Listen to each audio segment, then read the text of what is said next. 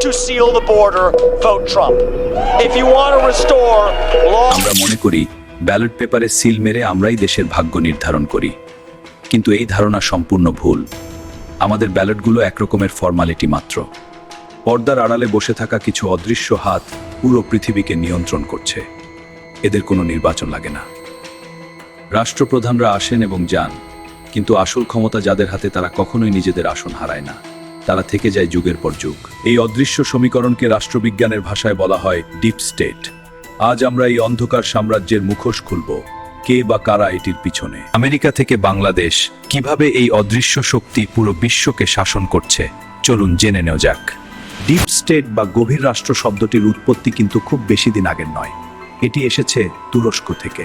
তুর্কি শব্দ দেরিন দেবলেত থেকে এই ধারণার জন্ম, যার অর্থ হল রাষ্ট্রের ভেতরে আরেক রাষ্ট্র।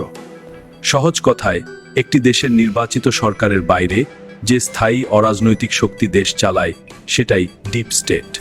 এর প্রধান অংশীদার হল আজীবন মেয়াদে থাকা আমলা, গোয়েন্দা সংস্থা, সামরিক কর্মকর্তা এবং বড় ব্যবসায়ী সিন্ডিকেট।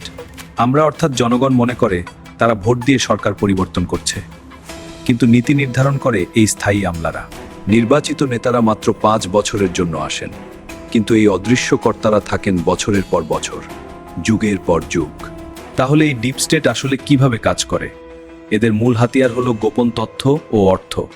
কিন্তু এগুলো এরা পায় কোথা থেকে? উত্তরটি সহজ। যে কোনো দেশের গোয়েন্দা সংস্থাগুলো এই ব্যবস্থার মেরুদণ্ড হিসেবে কাজ করে। তাদের কাছে সবার গোপন ফাইল থাকে। কোনো নেতা যদি তাদের ইচ্ছার বাইরে যেতে চান, তবে তার গোপন কেলেঙ্কারি ফাঁস করে দেওয়া হয়। কি দেশে তো 2 দিন পর পরই এমন দেখা যায়। আইন এবং বিচার বিভাগকেও এরা নিজেদের স্বার্থে সূক্ষ্ম ব্যবহার করতে পারে। এবার আসা যাক পৃথিবীর সবচেয়ে শক্তিশালী এবং কুখ্যাত ডিপ স্টেটের গল্পে। আন্দাজ করুন, হ্যাঁ, সেটি হলো মার্কিন যুক্তরাষ্ট্র। আমেরিকায় এর গোড়াপত্তন করেছিলেন FBI এর দীর্ঘকালীন প্রধান জে এডগার হুভার। হুভার টানা 48 বছর ক্ষমতায় ছিলেন। তিনি আমেরিকার 8 জন প্রেসিডেন্টের গোপন নথি সংগ্রহ করেছিলেন। মানে রীতিমতো ব্ল্যাকমেইল করার ক্ষমতা তার ছিল। এরপর যুক্ত হয় পেন্টাগন এবং CIA। জন্ম নেয় এক বিশাল সামরিক শিল্পগোষ্ঠী। In the councils of government, we must guard against Venezuela Mornanso. 1961 সালে বিদায়ী ভাষণে প্রেসিডেন্ট ডুয়াইট আইজেনহাওয়ার এই চক্র নিয়ে সতর্ক করেছিলেন তখনকার আমেরিকাবাসীকে। তিনি একে বলেছিলেন মিলিটারি ইন্ডাস্ট্রিয়াল কমপ্লেক্স, যা আজ আমেরিকার আসল শাসক। এই চক্রের সাথে যুক্ত আছে ওয়াল স্ট্রিটের বড় বড় আর্থিক প্রতিষ্ঠান ও ব্যাংকগুলো।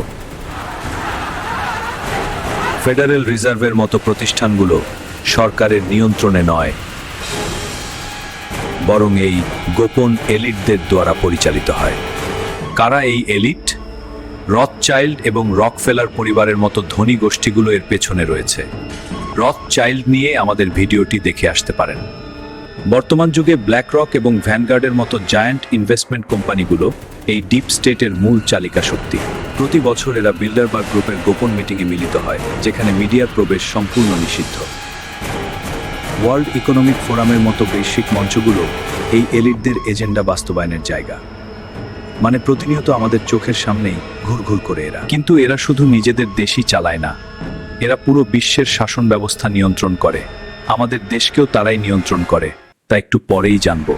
কোনো উন্নয়নশীল দেশে কে ক্ষমতায় আসবে আর কে যাবে, তা অনেক সময় এরাই ঠিক করে। তাদের কথার বিরুদ্ধে গেলেই বিভিন্ন উপায়ে ক্ষমতার রদবদল ঘটায়।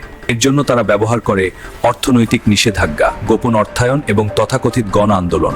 একটি আন্দোলন পরিচালনার সকল অর্থ তারা দিয়ে থাকে। মিডিয়া বা গণমাধ্যম হলো এদের সবচেয়ে বড় অস্ত্র।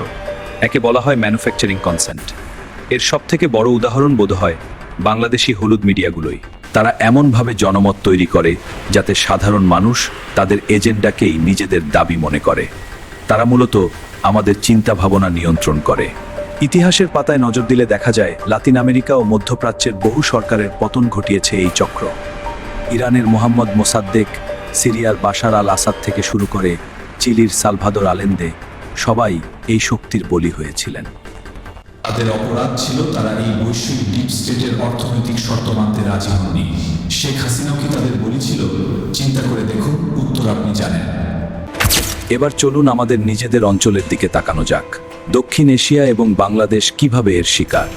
বাংলাদেশেও একটি অত্যন্ত শক্তিশালী এবং স্থায়ী স্থানীয় ডিপ স্টেট কাজ করে, যারা আমাদের চোখের সামনেই তাদের যাবতীয় কার্য সম্পাদন করে।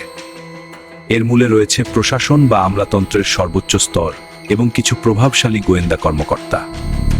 রাজনৈতিক দলগুলো ক্ষমতায় আসে 5 বছরের জন্য, কিন্তু আমলারা স্থায়ীভাবে থেকে যান। এই আমলাদের সাথে যোগ দেয় দেশের বড় বড় ব্যবসায়ী, সিন্ডিকেট এবং ফাইন্যান্সিয়াল ক্রোনিরা। এস.এ. আলম গ্রুপকে বোধহয় এজন্যই এত টাকা ঋণ মাফ করে দেয়। তারা বাজার নিয়ন্ত্রণ করে, মুদ্রাস্ফীতি বাড়ায় এবং সরকারের নীতি নিজেদের পক্ষে পরিবর্তন করে। অনেক সময় দেখা যায় একজন প্রধানমন্ত্রীও এই স্থানীয় ডিপ স্টেটের কাছে জিম্মি হয়ে পড়েন। কারা জিম্মি করে রাখে, একটু ঘাটলেই সব পাবেন। যদি কোনো সরকার তাদের স্বার্থে আঘাত করে, তবে তারা কৃত্রিম সংকট তৈরি করে সরকারকে বিপদে ফেলে। পেট্রোল কেলেঙ্কারি তো বোধহয় এখনো চলছে। কিন্তু বাংলাদেশের এই অভ্যন্তরীণ শক্তির পেছনে কাজ করে বিদেশি বৈশ্বিক ডিপ স্টেট। আমাদের ভৌগোলিক অবস্থান ভূ রাজনীতির জন্য অত্যন্ত গুরুত্বপূর্ণ। বঙ্গোপসাগরের ওপর সবার নজর। ওয়াশিংটন, দিল্লি বা বেইজিং, সব জায়গার ডিপ স্টেটই বাংলাদেশে নিজেদের প্রভাব বজায় রাখতে চায়। তারা এদেশের কিছু উচ্চাভিলাষী আমলা ও ব্যবসায়ীকে নিজেদের স্বার্থে ব্যবহার করে। তারা তাদের বিশাল অর্থায়ন করে নিজেদের স্বার্থে ব্যবহার করে।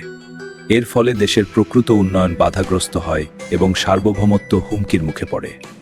আন্তর্জাতিক মুদ্রা তহবিল বা IMF এর মতো সংস্থাগুলোর ঋণ দেওয়ার পেছনেও থাকে গভীর রাজনীতি। ঋণের শর্ত হিসেবে এমন সব নীতি চাপিয়ে দেওয়া হয় যা ওই দেশের সাধারণ মানুষের পিঠ দেয়ালে ঠেকিয়ে দেয়। কিন্তু তারা এই সব কিছু করে অত্যন্ত বৈধ উপায়ে আইনের মারপোয়াচে ফেলে। ডেটা অ্যানালাইসিস করে তারা এই লুপহোলগুলো খুঁজে বের করে। এখন প্রশ্ন উঠতে পারে, এই অলৌকিক শক্তিকে কি কখনো ভাঙা সম্ভব? তাদের ক্ষমতার দাপট থেকে দেশকে বাঁচানো কি সম্ভব? ইতিহাসে কয়েকজন নেতা এই শক্তির বিরুদ্ধে যুদ্ধ ঘোষণা করেছিলেন। তাদের একজন ছিলেন জন এফ কেনেডি, যিনি আমেরিকার সাবেক প্রেসিডেন্ট। কেনেডি CIA-কে ভেঙে টুকরো টুকরো করার ঘোষণা দিয়েছিলেন। তিনি গোপন সমাজ বা সিক্রেট সোসাইটির ঘোর বিরোধী ছিলেন। কিন্তু 1963 সালের 22শে নভেম্বর তাকে চিরতরে স্তব্ধ করে দেওয়া হয়। সেদিন বন্দুকের গুলি তার মাথা ভেদ করে চলে যায়। তার এই আকস্মিক বিদায়ের পেছনে CIA এবং ডিপ স্টেটের হাত ছিল বলে বেশিরভাগ গবেষক মনে করেন। বর্তমান 21শ শতাব্দীতে এই ডিপ স্টেট আরও শক্তিশালী হয়েছে প্রযুক্তির কল্যাণে, কারণ বর্তমান দুনিয়া চলে AI দিয়ে। একে বলা হয় সার্ভেইলেন্স স্টেট। এখন আর কারো ফাইল খুঁজতে আলমারি খুলতে হয় না। আপনার হাতের স্মার্টফোন, আপনার সার্চ হিস্ট্রি, আপনার পোস্ট করা ছবি, সবকিছুই এই বড় নেটওয়ার্কের কাছে জমা আছে। সিলিকন ভ্যালির টেক জায়ান্টরা এখন এই বৈশ্বিক গভীর রাষ্ট্রের অবিচ্ছেদ্য অংশ হয়ে উঠেছে। ফলে সাধারণ মানুষের কি কোনো ক্ষমতাই নেই? উত্তরটা লুকিয়ে আছে সচেতনতার মধ্যে। এটিই আমাদের রক্ষা করতে পারে। ডিপ স্টেট তখনই সবচেয়ে ভালো কাজ করে যখন মানুষ তাদের অস্তিত্ব সম্পর্কে কিছুই জানে না, যখন আমরা পরিচালিত হয় তাদের দ্বারা। যখন কোটি কোটি মানুষ এই অদৃশ্য খেলার মেকানিজম বুঝে ফেলবে, তখন এই সাম্রাজ্যের ভিত নড়ে উঠবে। যদিও রাতারাতি এগুলো সম্ভব নয়। তারা চায় আপনি শুধু বিনোদন আর সস্তা দ্বন্দ্বে মেতে থাকুন, যাতে আসল সত্য কখনো জানতে না পারেন। তারা সোশ্যাল মিডিয়ার মাধ্যমে আমাদের দেশ সস্তা ডোপামিন। পৃথিবীটা যেমনটা বাইরে থেকে দেখায়, ভেতরের সত্যটা তার চেয়ে অনেক বেশি জটিল এবং অন্ধকার। নির্বাচন আসবে, সরকার বদলাবে, কিন্তু যতক্ষণ না এই অদৃশ্য নেটওয়ার্ক ভাঙা যাচ্ছে, প্রকৃত স্বাধীনতা আসবে না। তাই পরবর্তী সময়ে যখন কোনো বড় রাজনৈতিক পরিবর্তন দেখবেন, তখন একটু গভীরভাবে ভাবুন। খুঁজে দেখার চেষ্টা করুন পর্দার আড়ালের সেই আসল কুশীলবদের, যারা কখনোই সামনে আসে না। রহস্যে ঘেরা এই পৃথিবীর আসল সত্যগুলো জানা প্রতিটি নাগরিকের জন্য আজ সবচেয়ে জরুরি। ভিডিওটি ভালো লাগলে চ্যানেলটি সাবস্ক্রাইব করুন। আপনার মতামত কমেন্টে জানান। আজ বিদায় নিচ্ছি, ধন্যবাদ।